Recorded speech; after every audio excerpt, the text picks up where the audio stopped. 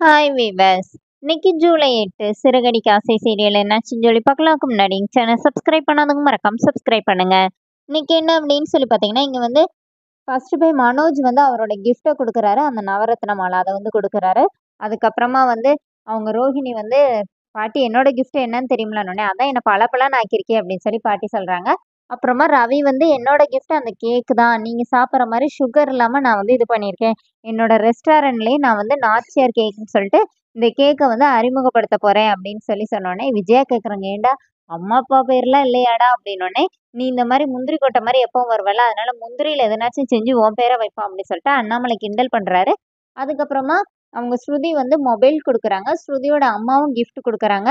இங்கே மீனாவோட அம்மா வந்து saree கொடுக்குறாங்க. அதை பாட்டி பார்த்துட்டு ரொம்ப நல்லா இருக்கு அப்படின்னு சொல்கிறாங்க.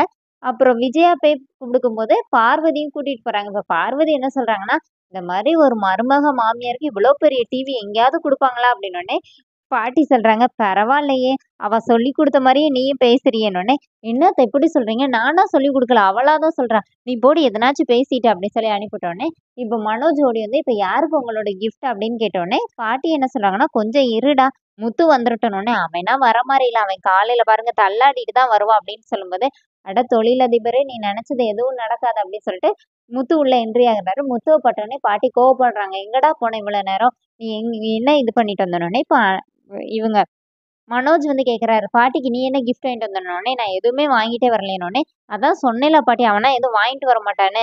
அப்படின்னோனே, இப்போ முத்து என்ன சொல்றாரு, "நான் உங்களுக்கு எதுவும் வாங்கிட்டு வரல பாட்டி. ஆனா கூட்டிட்டு வந்திருக்கேன்னோனே." "யாரடா கூட்டிட்டு வந்திருக்கன்னோனே?"